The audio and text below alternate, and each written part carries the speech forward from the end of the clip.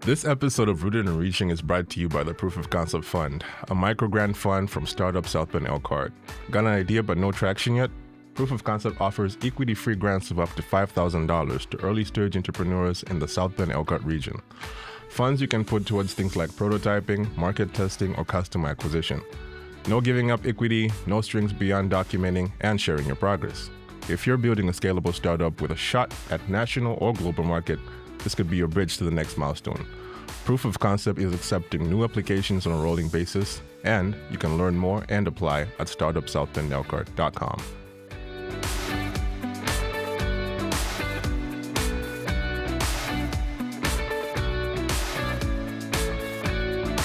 Welcome to a special mini-season of Rooted and Reaching, recorded live during Idea Week. For 1 week, the South Bend Elkhart region becomes a magnet for builders, dreamers, and doers. And this year, we grabbed the mic and started talking. In this series, you'll hear from local entrepreneurs who are doing the real work of building here, alongside some interesting voices who traveled here from outside the region to be part of Idea Week. Same energy, different angles. Some of these conversations are about hometown grit, others bring a fresh outside perspective on what makes this place worth paying attention to. Either way, you're getting an unfiltered look at what's happening when this region's entrepreneurship energy is at its peak. Let's get into it. Welcome to a very special episode where Idea Week is teaming up with Rooted and Reaching for a special series of interviews with innovators, entrepreneurs, and content creators. My name is Chris Premer, and today I'll be joined by Rebecca Rogers, a former classroom teacher who turned content creator. Now, while she's no longer in the classroom, she's still inspiring millions of students through her online platforms, and I hope you enjoy the episode. I am here with my dear friend, Rebecca Rogers, who is back in South Bend after 12 months. She was here for last Idea Week 2025. We are now in Idea Week 2026, and we were so excited to have her back. Welcome back to Momentum too. I saw like this place bare bones foundation. Like yes. When I was here last year, you were so excited because they were about to put the glass ceiling in the lobby. Oh, that's when I saw it. Yeah. Man, this is so different. I know. So like even when I got here today and this morning, and I was like, I know I'm already late, but I have to like glance around at this masterpiece because I haven't got to see it all yet. And after, I will be running around here like a toddler. Yeah, we'll give you an official tour. I'm very excited. Oh, and you're going to hang out here the rest of the... Well, hang out if you want to do some work here. Of course. Absolutely. Yeah. I'm going to go back and get my laptop because I'm a tornado person. And I was like, I'm already late. I don't have time to grab anything. Yeah. I have my caffeine, and that's what I need. That's all that matters this morning. That's all that matters.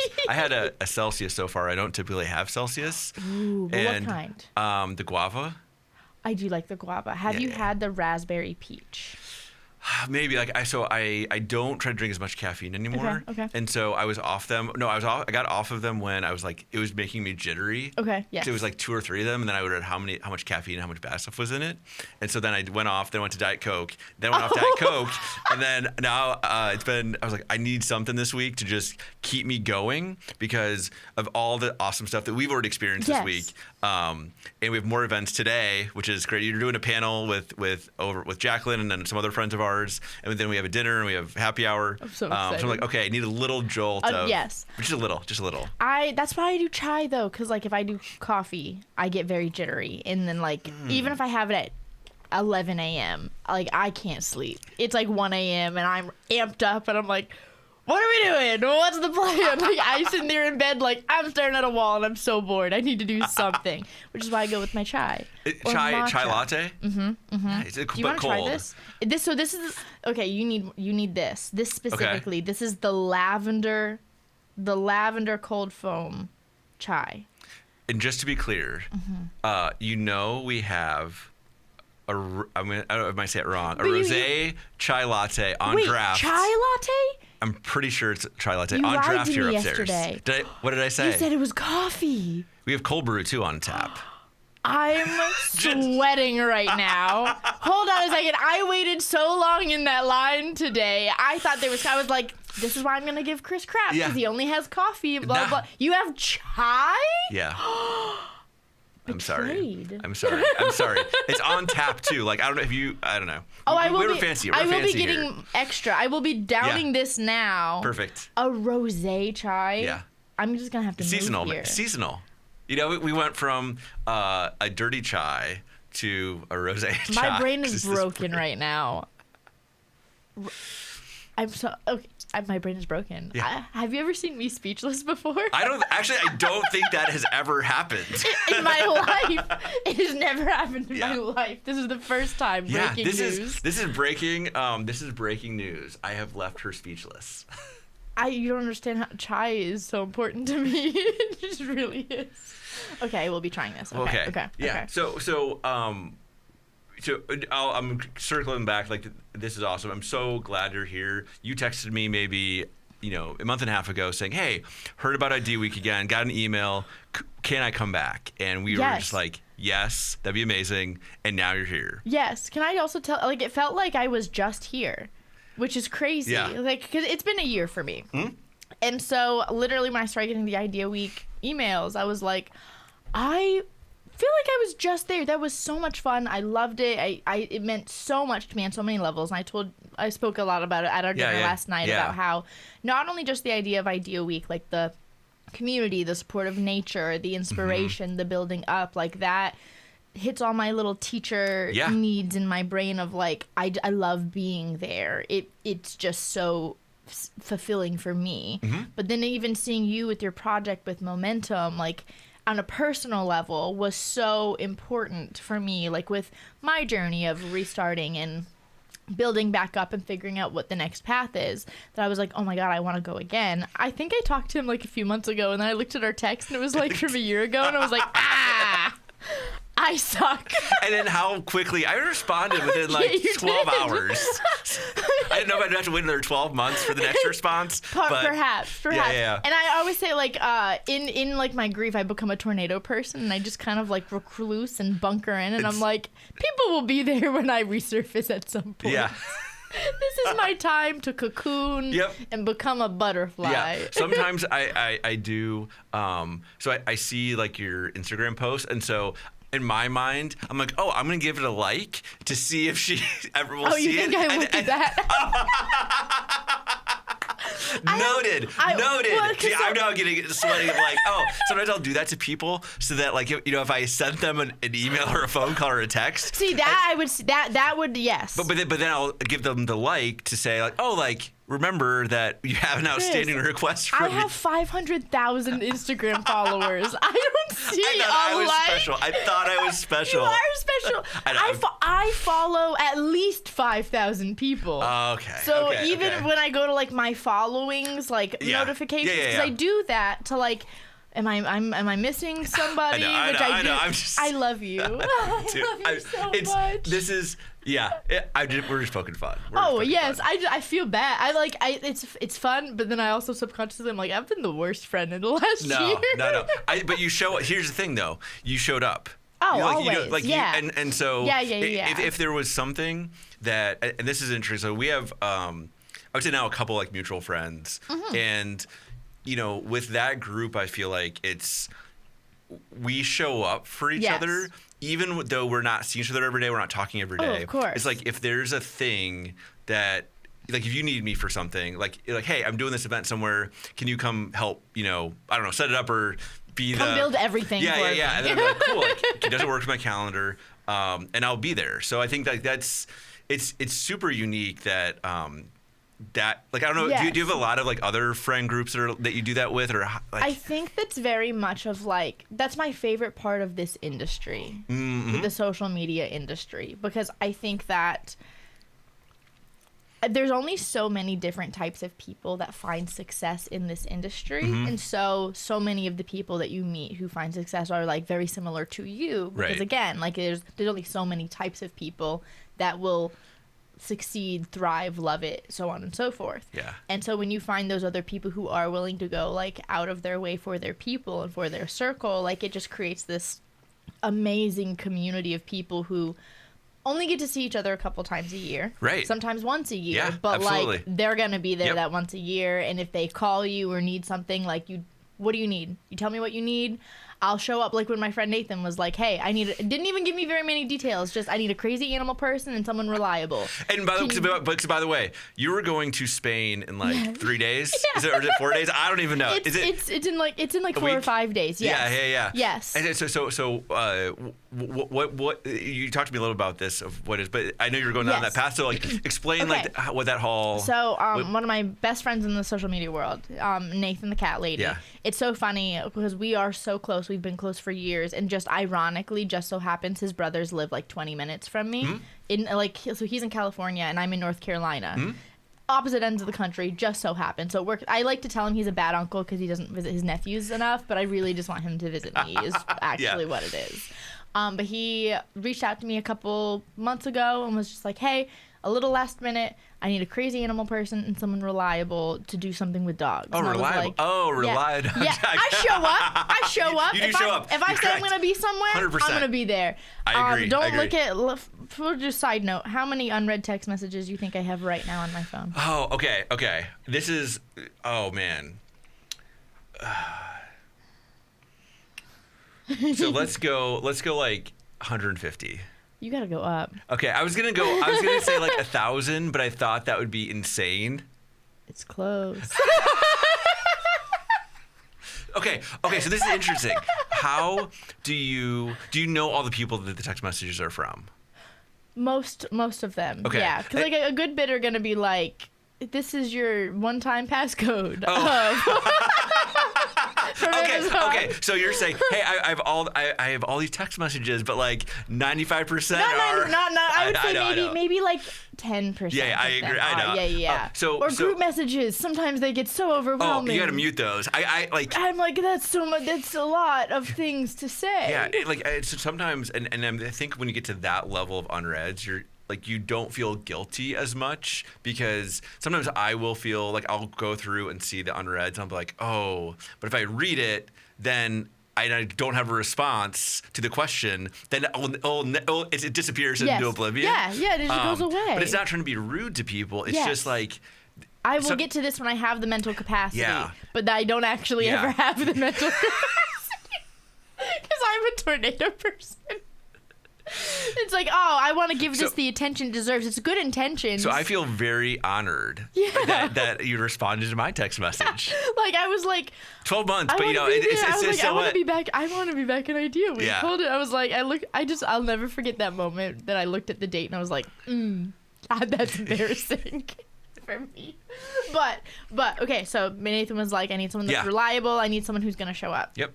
And I said, oh my God, absolutely. Like, whatever you need. He's like, I need 2 weeks of your time. And I'm like, that's a big deal. That's a big ask. That's a big ask. And in general, but like anyone who knows me, I don't like to leave my house.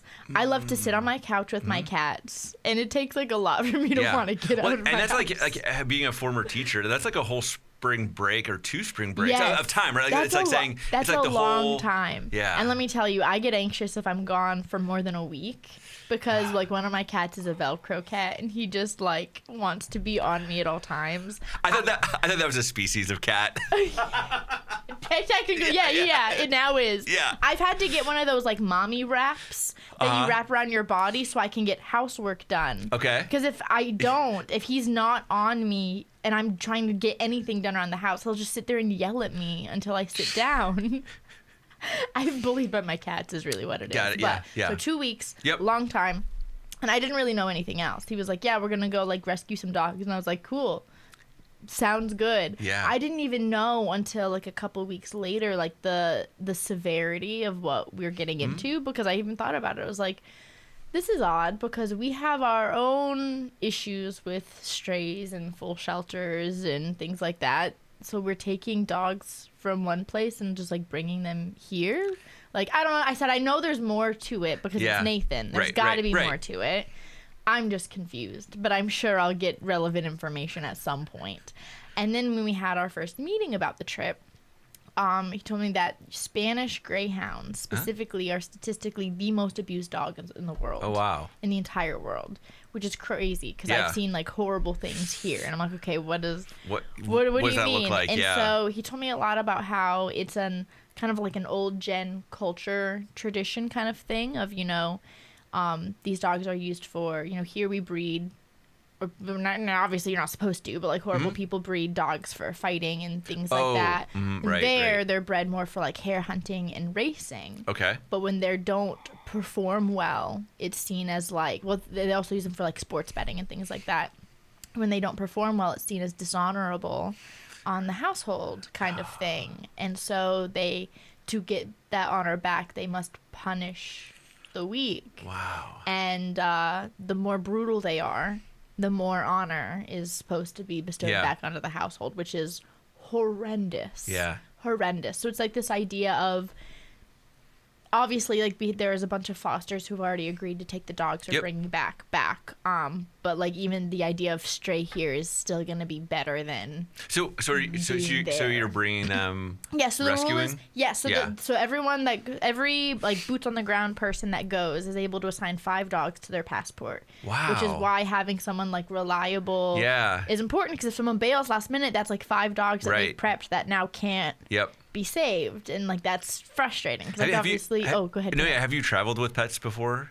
No. Yeah, so I feel like that's a whole like thing, not only like domestically, but trying to go overseas. Yeah, so you're gonna have a lot of new experiences. I am, because I had to switch vets because just taking my cats in the car for more than 5 minutes is like I want to die now. Yeah. She's trained me. I genuinely am like, are you actually hurt or are you just messing with me? I can't tell. Like if I'd had to pull over and check on my cat Vixie, like just to make sure that she was just gaslighting me.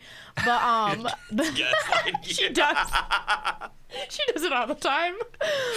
She like, whether it be about like the car or I didn't get fed today. Yes, you did. It's on an automatic feeder. I know you did.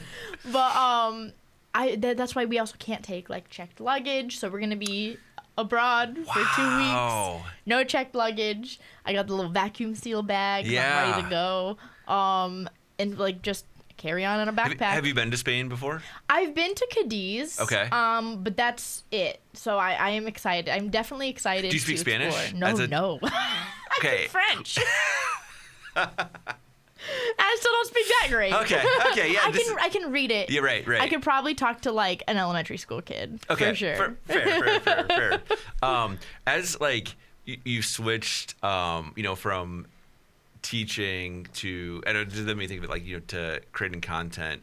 Is there anything you miss? Like I know you still like teach through your videos.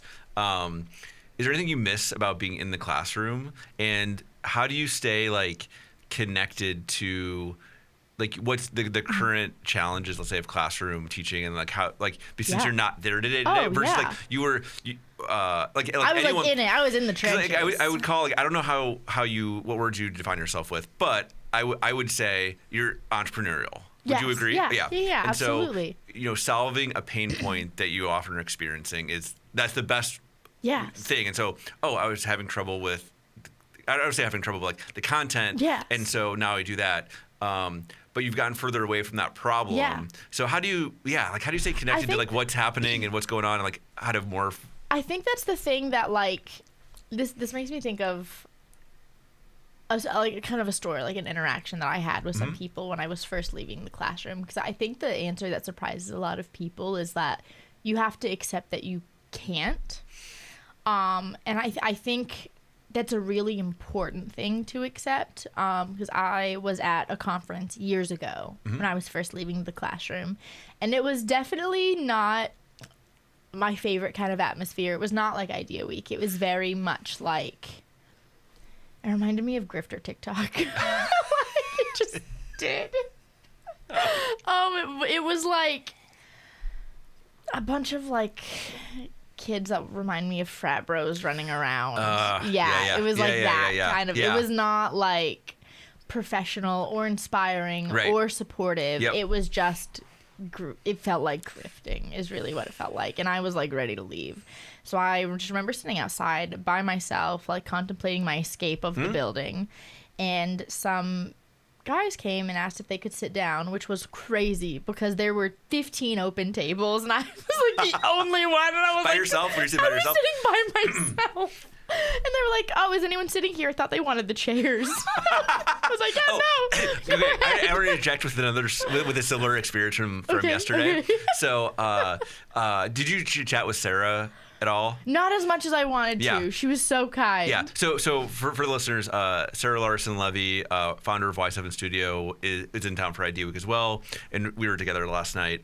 And she told her story, but at dinner, we were just sitting by the river, and she's like, "Oh, I want to take a picture," and she was like, "I was standing over there," and then I was like, "Oh, I thought she wanted to take a picture of me, like with the river in the background." She did not want me in it. She just wanted the picture of the river. I saw that happen, and I was like, Yeah. So I that experience of like thinking that people wanted something, and then it was like, oh, it's like, oh, never mind. Yeah. Oh, well, I have another one. Go. What I want to hear. No, go ahead. I'm the same way. You say whatever you want. It's your podcast. I don't know if you met Nick last night. He was kind of sitting kitty corner to you. Yes. So kind. So we got old fashions. Cocktails. And so I had mine in my hand, and he had his, and he was holding his plate of food. And he reaches out with his cocktail, and he didn't say anything because, I think there were a couple of people standing around. And so I thought he wanted me to take it. And so I reached out my hand, flat palmed, to grab his cocktail. He wanted to cheers. He wanted to cheers. I was so embarrassed. These were all friends, but I was I'm even probably getting red now. Embarrassed. It reminded me of when I didn't know how to use the purse holder. Well, we got that too. The meme of where the lady holds up her plate and the other lady holds up her plate to toast plates, and it was really she wanted to share it. It wasn't about toasting plates, and let me just hold this cocktail. So yeah, the sitting there and thinking they wanted to chairs. That feeling. Anyway, I interrupted your story. It's okay. You're fine.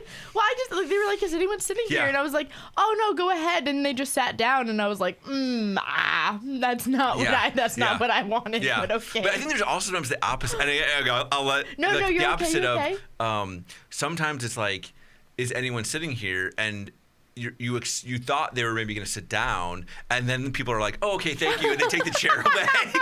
I've had that happen before I feel too. Like that would be a thing if I knew them. I've never met them before. Oh, okay. Yes, I didn't know who these people were. Yeah, so fair, I just assumed, and then they just sat down, and I was like, why sitting here? But okay. Yeah. Okay. Frat boy conference. People stole the chairs. Yes. And people sat down. They sat down, and they were just making small talk, and I was like, I don't know about me sitting in the very back corner table by myself. Makes you think I want to do small talk right now. Yeah. Because I usually love small talk. Okay. I was just not having a good time at this conference. Yep. I'm I could sit and talk to anyone about anything for hours. Yeah. I very clearly back to everyone I just very clearly wanted to be by myself. Yep. I was not enjoying this conference.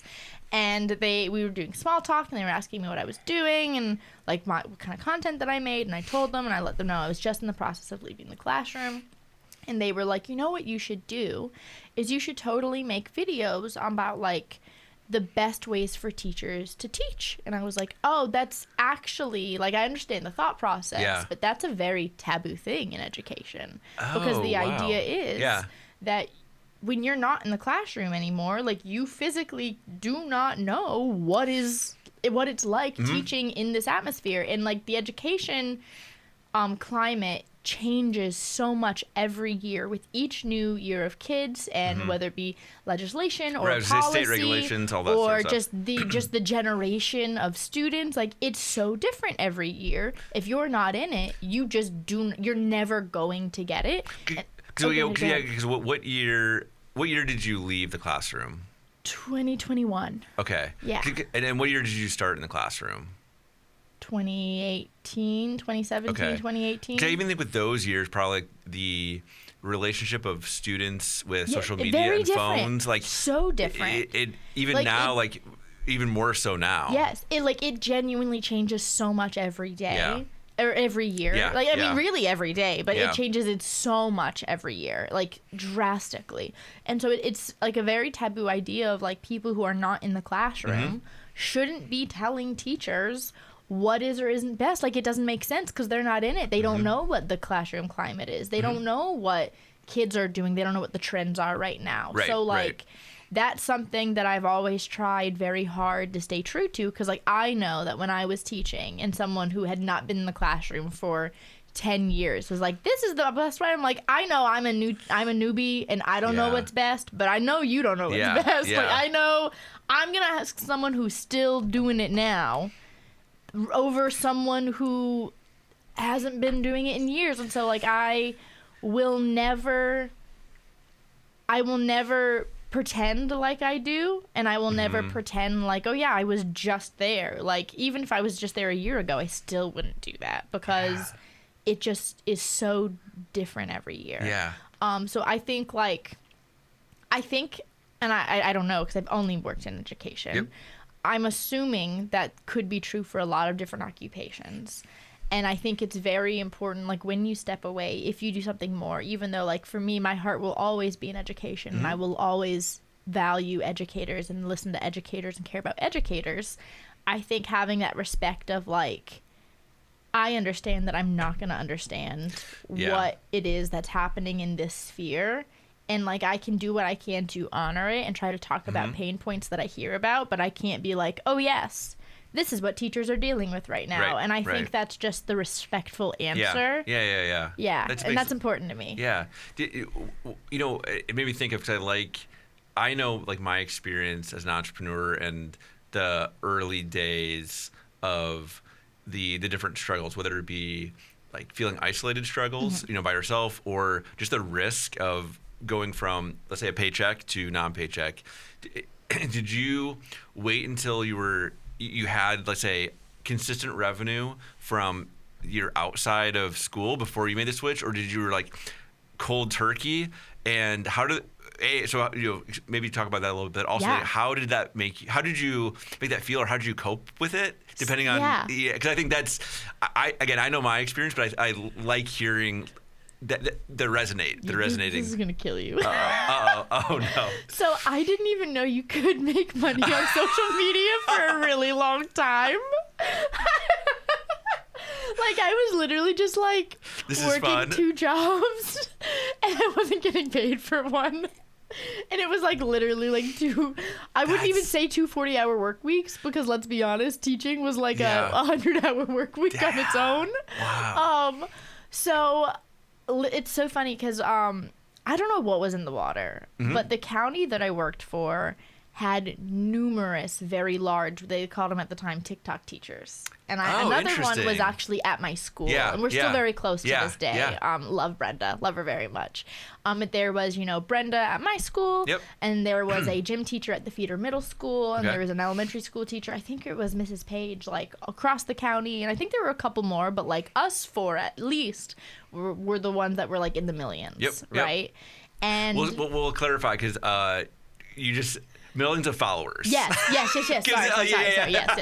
Oh, I wish it was dollars. I know, because I know you said this is like starting. I was like, oh, you didn't know that you could make revenue, and I didn't want people to think. Oh yeah, no, we're not that fancy. We're not that fancy. No, I wish. I know revenue, but we were all making millions the first year. Oh God, I wish. That would be amazing. Yeah.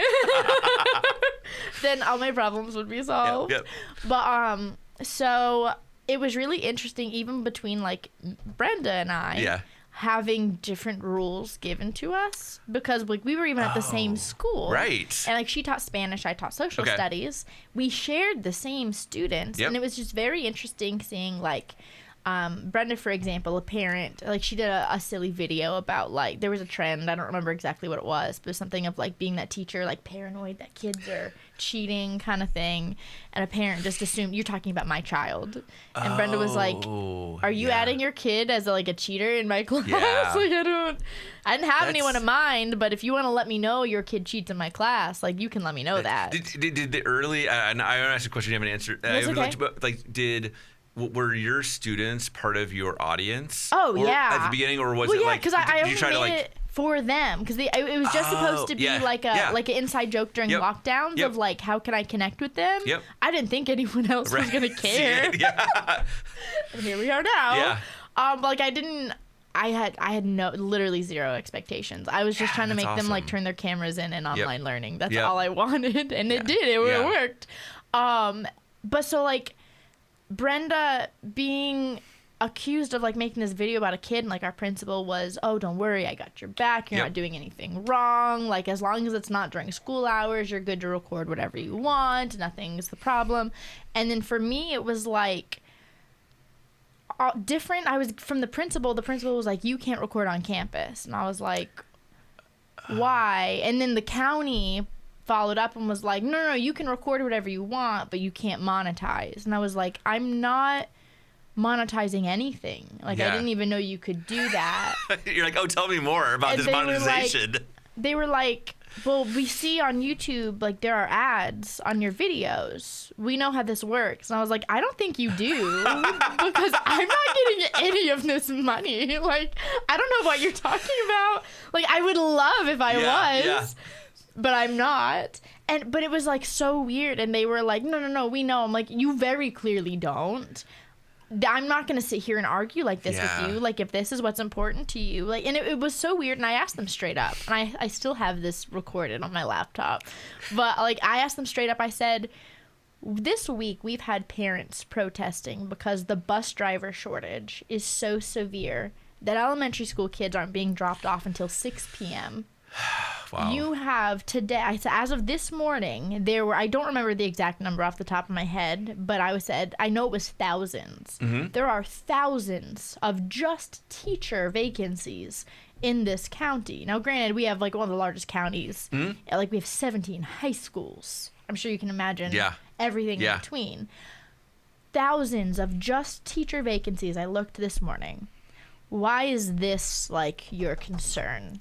Why is this like, if I'm doing a good job, you say there's no parent complaints from anyone in our county. And it was like well, what if some mom in Nebraska doesn't know that you're not talking about your current students? I said, who cares? Why is this your concern? Yeah. And your principal asked us to tell you that you can't monetize. And I said, okay, I guess I'm just going to go do something else. And so I was like, they were like, no, we're not saying you have to leave. And I was like, oh, I understand. Don't you worry. I'm aware. Thank you. I said, is it 30 days or 2 weeks notice? And they were like, oh, it's 30 days. I said, okay, today's day 1. And they're like, well, we're not telling you. You have to. I said, no. I'm good. This is day 1. It's fine. That is.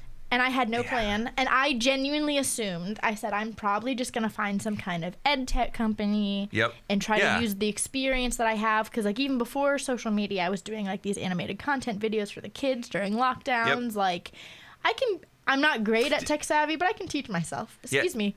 So I just assumed I was going to go for, like, an ed tech position or something. And I kid you not, like, the week after, I got an email from YouTube that was like, congratulations, you have now reached a milestone where you can monetize. And I said, oh, I don't know what that means. And they had this thing at the time called the Shorts bonus, because YouTube Shorts were not monetizable with ads yet. So they just did like Shorts bonus. And I got my first Shorts bonus, and it was like double my teacher salary for the month. And I was like, oh, I can do this. I don't need to go anywhere. What am I doing? So what? Like, so the so like I would say if you had like a let's say that pain in your stomach of not knowing what's going to happen next, it was very short lived, because by happenstance, like even if it was a week, you know, of the, like, oh, the uncertainty of how. You know, I'm sure you did some savings, you know, before doing all that. Yeah. But still, it's like when you don't know where your next paycheck comes from, it makes you nervous when you're first starting out. Right. I would say right now, even if I don't know, I'm like, it's going to work out. Yes. And because I will work hard enough to make it work. Mm-hmm. And I've learned innately that helps create the thing. Right. But the first time, it's like, oh. I had a little bit of a safety net in my mind. And I guess you could have done like a substitute teacher. There's a lot of things with your skill sets. If worse come to worse, you're like, I need to pay my mortgage. There are options. Sorry. It's okay. You also said that there are 1,000 vacant, teaching jobs. Well, not back then. Well, so there were. Yeah, sorry. I know I'm going all over the place with this question. So a lot of people don't know. So when you apply, like you work for the county. So like no matter what, if I put in my notice, like that's for the whole county. Okay. And if I don't leave on good terms, like I'm not coming back to the county. Yeah. Okay, fair. You'd have to move. I had a couple safety nets in my brain. So like first of all, at the time, I was married. I guess that one's fine. It's fine. Like we said. We can dig in there. Have you not seen my saga on like why I got divorced? Like it's all out there. Isn't it like I saw it's like 3 hours of one of your. I know. People wanted the details. I was like, okay, if you want the details, that's fine. Yeah. I did see that. It's like very therapeutic and cathartic. That's good. I'm glad for you. I'm like looking back and I'm like, oh wow, that was abuse. That's so interesting. I'm so glad I'm not crazy. But so like I was married. I had that privilege. I had my parents living 20 minutes down the road. Again, very privileged in that aspect. I didn't know that you could monetize like social media, but I did know that like you could do brand deals, which I had done like one before. Actually, I think I had done two. I think I did one for Sam's Club and one for Cry Cut. Okay. And I was like, okay, if I can manage to get one of those a month, those also were larger than my teacher salary. Yeah. So if I can get one a month until I can find something, I can justify this in my brain. Did you have any, like, either whether it was, this is, I think, a super interesting question. I think, you're good. You know, either growing up, you know, let's say before you went to college, like so in high school or even like late. Is it middle school? I don't know. What's that? Whatever, 7th and 8th grade. No, but whatever 7th and 8th grade's called. Middle school. Did you have like odd jobs that you felt entrepreneurial in? Like, I'm thinking, you know, how sometimes people grow up like mow lawns or do car washes, you know, or was this really that first, you know, step into like an entrepreneurial mindset of, oh, I can do these brand deals. I can reach out. I can, you know, try to negotiate this. Because I think I did a lot of entrepreneurial things. I didn't know that's what it was growing up. And when I went to college, like, I still didn't know that word, entrepreneurship. And so it was until after that I kind of like, oh, the things that I like doing, that's what it is. But you seem to have like, had innately gotten those skills maybe or to be able to you chalk it up to I'd be a really good teacher. Because I'm like, oh, like, because I think even though you didn't know monetization, very quickly understanding like brand deals feels like you would have had some of that. I think so. Growing up, I did like a lot of pet sitting. I did a lot of babysitting. But I've always been like that group leader of the project type vibe. And I always identified it as like, I want to be a teacher. I'm very good at handling things. I'm very good at setting things up. I can make a plan. I'm good in crisis. I can do what needs to be done. I'm like the accountable, reliable. Like, you might not hear from me for 12 months. I might disappear off the face of the earth, but if I had a deadline, I'm showing up. I'm going to show up out of thin air. You're going to be like, oh, you're alive. I am, and here's everything I said I was going to bring you. Like, I remember sitting in my 5th grade classroom thinking, like, I want to be a teacher. And all of these skills that go into this entrepreneurial mindset that we were just talking about, I kind of chalked up to, I was always meant to be an educator. Right. And I genuinely thought that I would be a teacher for 30 years. And I would have loved to be a teacher for 30 years. Yeah. Like, I planned that since 5th grade. Yeah. I got my teaching license. I have a degree. I even just got an email a couple weeks ago that was like, hey, your educator's license about to expire. And I'm like, I thought it already did. Interesting. You were sad as a milestone. It was like, oh, I didn't even know it existed still. I thought it was done already, but okay, that's fine. And so I think that I saw all of this. I've always considered it like a part of that. Oh, I was meant to be a teacher, or I was meant to be like mom friend, you know. And it wasn't even until the last few years that I realized, oh, I am an entrepreneur. Like, I would have never even thought to use that word to describe me. But I also didn't know that you can make money off of social media. Yeah, so like, what do I know? The one of the things that actually I've never thought about this way. So I was a math major. And, oh my gosh! Yeah, so like, so fancy. So what people assume is, oh, you're gonna be a teacher. Because like, what are you going to do with a math degree, right? I think there's like accounting. Or actuarial science, that like. That's so fancy. But I was like, but as the way you described it, I'm like, oh, I like solving problems. Like that's the transition from math to entrepreneurship is I like to solve people's problems. I like to solve complicated problems.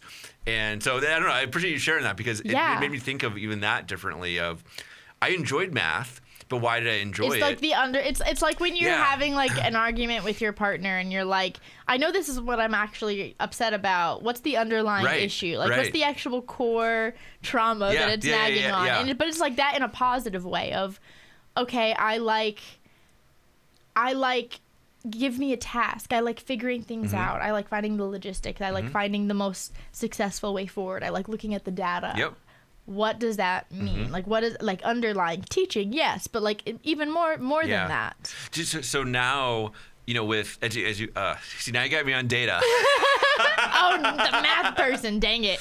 No, it's like, as so I with some consulting stuff, I've done like a decent amount of marketing. I would say in my quote unquote past life, right? Less of it, or just not as frequent now. And do you try to use like the data, like you must have lots of data through your social media platforms, or maybe you have an aggregator that helps do that. Do you try to use that to figure out maybe where to pivot or what to do next? Is there an active, assessment of the data, or is it, It's a little bit of both. Yeah. It's a little bit of both. There are some things that I look at the data and I'm in it to help drive like what next? What do I focus on? Yep. Do I so like for example, I have everything that I post I try to be very strategic about. So like of course the last year or so has been a little different because it's just been a long journey. Yeah. But in general, I typically try to post around 4 pieces of content a day scheduled out. 4 to 5, and they all have different purposes. Yes. Yep. And some are there for the data and for the numbers and the analytics and the views, and some have completely different purposes. So, for example, every day I will try to, I've looked over the last few years of any piece of content, of short content, that gets over 500,000 views, goes into a folder of reposts. And I will after 6 months, I will repost a repost once a day so that no matter what, there's a successful piece of content every single day, a guaranteed of I know it's going to be good because it was before. And then I have a podcast clip, and the whole goal of that is to just get people to go to the longer version, whether the clip does well or not. As long as I can get 1 or 2 for each clip, that's the whole goal. Sometimes the clips do great, and the episodes will skyrocket, and sometimes they won't, but that's their only goal. And then there's the lifestyle or the skits, which again are just there for, obviously, like there's the inner why and like my own mission and things like that. But that's for like the main audience. That's the views. That's what is my bread and butter. Yeah. And then I will try to do some kind of like question of the day as like I know those are not going to do the best, but the whole goal is that's like the personality piece where people might say, oh, I like her. Let's get her on this panel. Yeah. Or let's get her on this brand. This is something that matters to her. And so like everything has a purpose. Right. Some matter numbers wise, but not everything does. Yeah. Okay. So when you think about, let's say, let's assume, let's make an assume that we'll see you here in 2027 Idea Week. Oh, of course. So, what do you mean? Whether Chris likes it or not. I'm going to be here. Are there things, and if you're kind of like planning things in the background, feel free not to share, but. Oh, I'm an open book. I don't ever care. Like, are there certain things you're like, oh, I haven't done XYZ yet, and I'm trying to build to that, or different things that you're trying to explore as you continue to build your personal brand, the content, I like, as myself as an entrepreneur, I'm always like, I'm enjoying the moment, with things, but I'm also, my mind can't stop thinking about maybe a new project or a new opportunity. Always. And so do you have those like kind of like ruminating in the back of like, oh, like I've got these things now kind of in a cadence, as you kind of mentioned. These are how I do my clips. These are how I do these videos.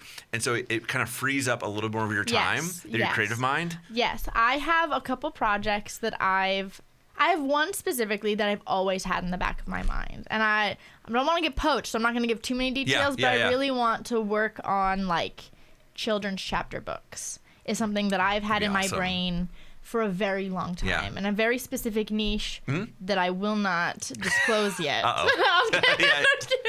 This is an exclusive. I've definitely like been thinking about this for years, and then ever since I decided to leave my marriage, it's been a little bit like routine's a little bit disrupted, just a tiny bit, and so obviously that has been on the back burner for a bit. And then so for the last few months and what I think will be for the next year, I really want to focus on getting back to my normal schedule and back to my normal routine.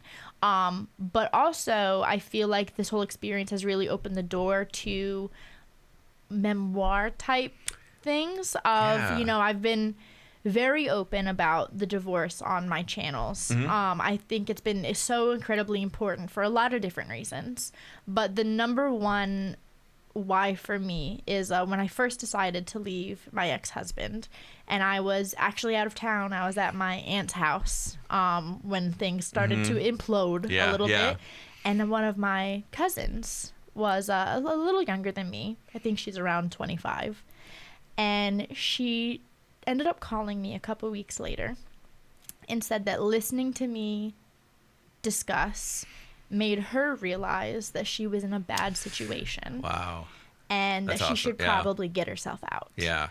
And that was so important to me. I'm going to get emotional. No, It was so important to me because, you know, I love her. Yeah. Yes, I love her, and I was so sad that she was experiencing these things by herself. Yeah. And like I was too, but like I'm thinking about her, right? Right. And so like you always think I can handle it, but my baby, no. Yeah.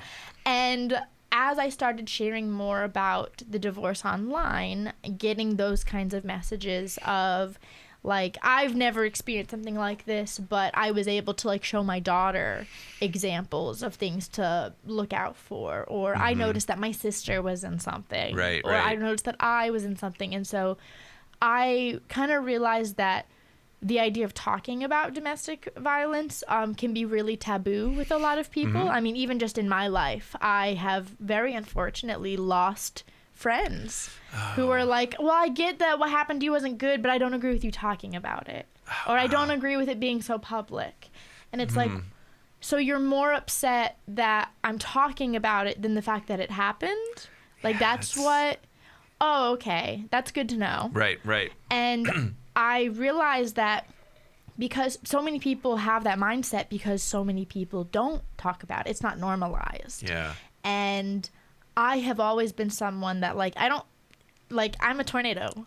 I'm not. What is embarrassment? I don't know. Like I run around with a CGI watermelon on my head. Like, do you think I get self-conscious like that? Like I have my own insecurities. Of course, I'm a human being. Yeah, but like, right. I don't. But watermelon on the head is not one of them. Embarrassment. What is that word? I don't know. And I wonder. Like, if that comes from partly being a teacher in front of, people all the time. Because, like, let me tell you, I had to act like a fool to get those kids to care about social studies. Yeah. And so I don't mind being that vulnerable, open person to start those conversations and to start normalizing it. Yeah. And I've talked a lot about the divorce process, but there's so many years of, like, situations and scenarios that like those are real warning signs. Like I look back now and I'm like, the signs were there. Yeah. It's fine. Yeah. And so even though I one day will be 100% be working on the children's chapter books, I would really love, like now I've been focusing a lot on getting a lot of my memories down on paper and trying to form it into how can I possibly share my story. Again, very important to me that it doesn't just come off as like passive aggressive or petty or whatever, but like truly. Whoa. Oh, it's an empty cup. It's empty now. Yeah. It's we're gonna move this over here. I talk with my hands in case anyone didn't know that. I know that's crazy. But if I can get it on paper in a way that like of course there are going to be people who just assume that it's petty or just assume that it's trying to stick it to him one last time. But at the end of the day, like these are very real situations. And helping others, that a lot of people, mostly women, but not all, like not only women. My brother was in a really bad situation. Like, it's such a real thing for so many people, and I think that too many people have used the lack of transparency people have for their private lives as like it's normal to protect the abusers. Like, and it's like, for why? Yeah. Why? Like, this experience has been so incredibly cathartic for me, and not everyone is as comfortable as being as vulnerable as, like, I don't mind. I've always prided myself on being an open book. People can ask me whatever they want. Yeah. And I'm here for it. That's like, awesome. I that's always been important to me. Yeah. So if I can start those conversations. That's really cool. Thank you. Rebecca. Yeah. I'm so glad you're in South Bend. I'm so glad you're at Idea Week. I'm so glad you joined me today. Oh, yeah. Yeah, and I'm trying to think if there's anything we should leave our dear viewers and listeners with. Entrepreneurship is awesome. Yes. Please do it. If you want to start, I don't know, creating content, creating a software company, definitely take the risk. 100%. It's worth it. Yeah. If that's your passion, like, why not? Go for it. And I think this week specifically, you know, we're trying to uplift the entrepreneurs and make them motivated. But in reality, it's every week and every day because it's a grind. This is just like the beginning of that. Yes. And I know, like, we're at Momentum trying to figure out and working on, like, what is that programs that can help us do that consistently. And so I don't know. I can't wait to see these new projects you're working on. Thank you. I can't wait to have you back in 364 days. Of course, days. yes. I will text you before then. Yeah. But thank you so much. Of This course. has been a pleasure. This is something new for our listeners, so this is awesome. I wasn't too serious. Oh no, I feel like this was great. We got real questions of entrepreneurship, but also like the joy of just friends hanging out and having genuine conversations. Of course. Yeah. I hope I answered enough of your questions. I think I asked one of them, but like it's okay. Sorry. No, because I didn't want it to be and we'll hear us next time on the episode. I don't know how it's gonna end. We need to get you Rosé latte. Yeah. Oh my gosh. Yes. Okay. Let's go do that. Okay. Yeah. Do you want me to do a closing it or anything first? Oh. Yeah. Okay. Yeah. Yeah. So you tell me. I don't know. You volunteered. I didn't. Oh, now I'm stressed. We'll just cut it. I need a chai. We need a chai. We're gonna go get a chai. We'll see you guys soon.